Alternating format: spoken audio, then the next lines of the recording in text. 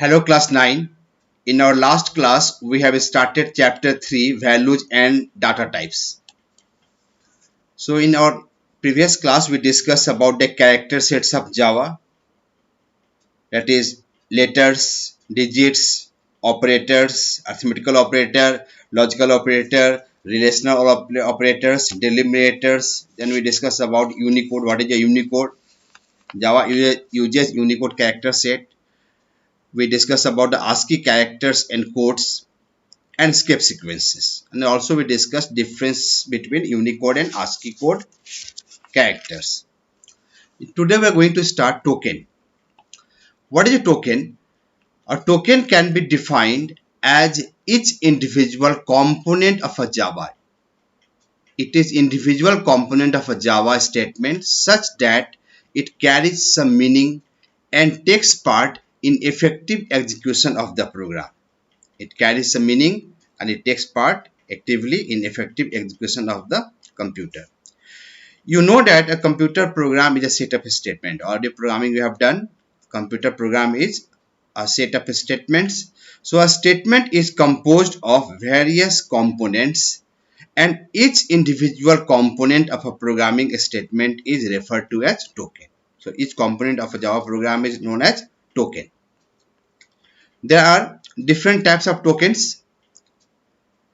They are literals, identifiers, assignments, punctuators, separators, operators, and keywords. So these are the different types of tokens of Java. Once again, literals, identifiers, assignments, punctuators, separators, operators, and keywords. Alright, the first we have literals. Now what are the literals? Literals are the constant in Java program. Constant means it remains fixed, it do not change. Literals are the constant in a Java program which remain fixed, that is do not change its meaning throughout the execution of the program.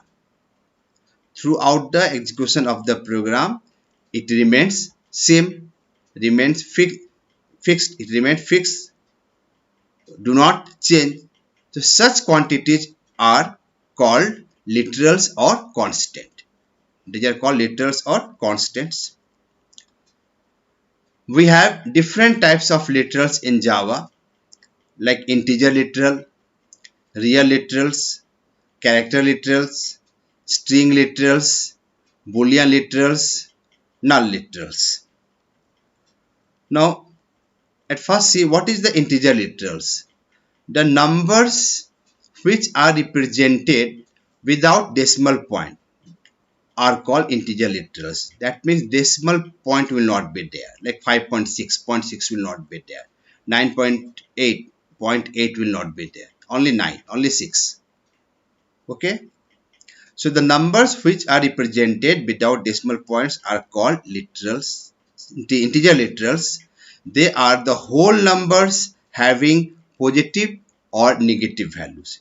They may have negative value also, like 890, 67, minus 99, 678, minus 391, minus 18, 8, 10, 7. All these are integer literals. Okay. Next is, it is called real or floating point literals. Second one is called real or floating point literals. Real literals are also called floating point constants or literals. They represent numbers with decimal points. That means it is just opposite of integer. Integer literals are without decimal points and real literals are with decimal points. So they represent numbers with decimal point. For the integer literals, we have different data type like byte, short, int, long. And for the real literals, we have data types like float and double. Which are float and double. So real literals are also called floating point constants. They represent numbers with decimal point. Example like 3.14, minus 90.87, 45.23, 0.007. All these are the examples of real literal. And what are the data types to handle the real literals? Float and double. Then we have character literal. These character literals are alphanumeric in nature. Alphanumeric in nature means they can be alphabets, digits, or any special character. It consists of all the letters, whether it is uppercase or lowercase, digits, special symbols, all can be termed as character literals. So how can we define? A character literal represents a single character enclosed within single quotes. See, you always remember it is a single character, only one, and it is always enclosed within single quotes. For example, D enclosed within single quote, 8 enclosed within single quote, asterisk sign enclosed within single quote. So all these are examples of character literal. And what is the data type for character literal? Char, CHAR is the data type to handle the character literal. It is primitive type.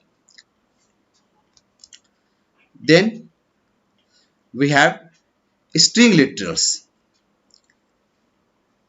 String literal also are alphanumeric characters. A group of characters enclosed within a pair of opening and closing double quotes is known as string literal. Once again, what is string literal? A group of characters enclosed within a pair of opening and closing double quotes is known as string literal. Like DBA within double quote, Don Bosco within double quote, 2021 within double quote. So all these are computer application within double quote. All these are the examples of string literal. So and what is the data type? It is non-primitive data type string. Non-primitive data type what? String. So what is difference between character literal and string literal? Character is a single character. String literals a group of characters. Character literals are enclosed within single quote. String literals are enclosed within double quote.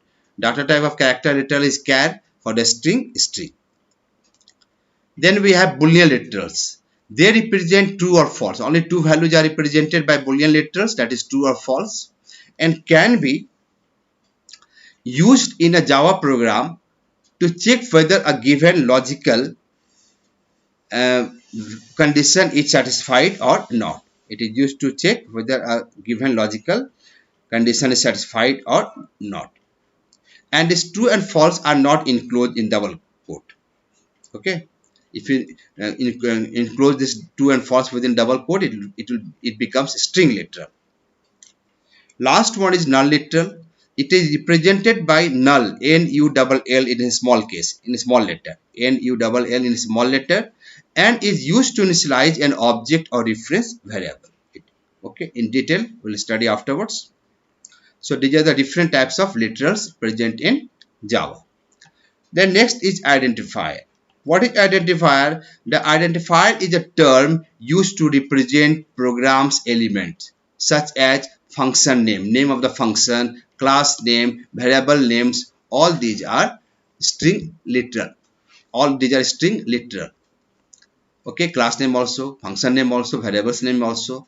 The variables used in Java programming are also called identifiers. Class name, function name, variables name, all these are example of identifiers.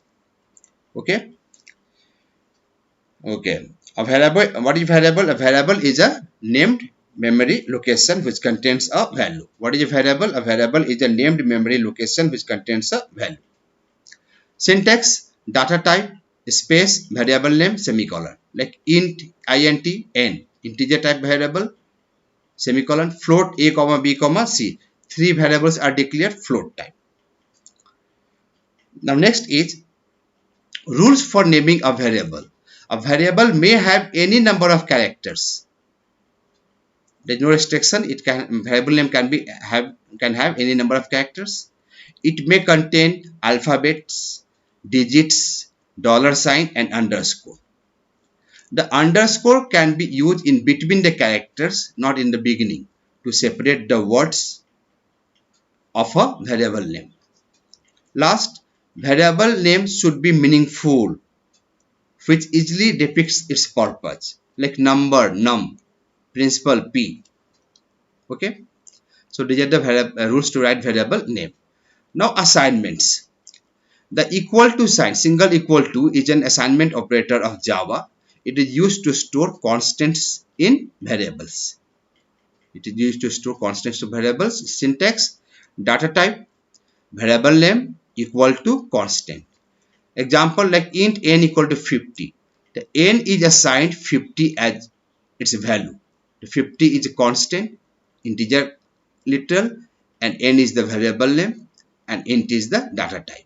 Float si equal to p into r into t by 100. That is p into r into t by 100. Its value is assigned to si. And what is data type? Float. Char ch equal to h. Char ch equal to h. Here h is a single character literal, enclosed within single quote, stored in ch. String sn equal to Don Bosco Academy. Don Bosco Academy double is enclosed within double quote. Variable name is sn. So Don Bosco Academy is assigned to sn. Okay. So this was assignment operator of Java. Now how to initialize a variable? A variable is initialized by assigning a specific value to it, like int n equal to 50. Initialization of a variable takes place in the following ways. First one is called static initialization. Second is called dynamic initialization. Okay. So today this much only. In detail, what is static initialization and dynamic initialization we will discuss in our next class. So whatever is taught or discussed today, please learn all the terms. Thank you.